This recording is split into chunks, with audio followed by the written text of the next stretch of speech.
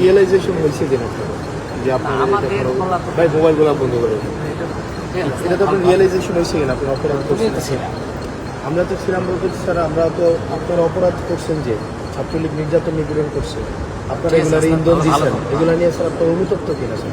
তোমার কথাগুলো কেমন না আসলে না কেমন না স্যার আপনি তুমিও তো আমাদের মধ্যেই ছিল না আমি আপনাদের মধ্যে ছিলাম আমি আপনাদের বিরোধিতা করছি ভাই সবসময় ব্যতিক্রম ছিল ভাই, আমি ফোকাস স্টুডেন্ট না ছিলাম। আমি আপনার বিরোধিতা করছি ভাই সবসময় ব্যতিক্রম ছিল, আমি ভাই স্টুডেন্ট ছিলাম ফোকাস।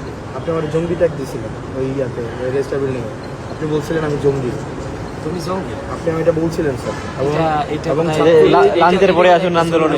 না স্যার বিশ্ববিদ্যালয় স্যার আপনাকে সাক্ষী রেখে ছাত্রলীগ নির্যাতন নিপীড়ন করছে তখন আপনারা কিছুই বলেন না।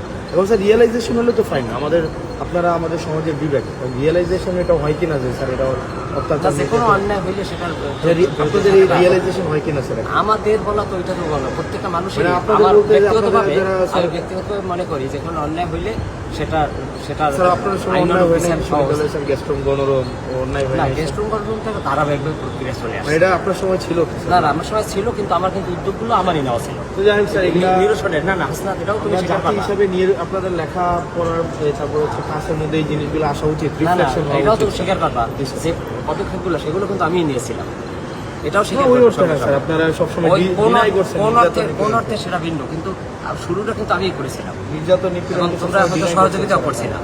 না না ডিনাই করাটা অন্য জিনিস, ডিনাই করা তো একটা অপরাধ। যেমন প্রক্টর স্যার ছিলেন উনি বারবার ডিনাই করছেন না না ডিনাই ইতিহাস সবাইকে সব ঠিক আছে হাসনা ভালো থাকবে, ভালো থাকবে, তোমাদের শুভকামনা।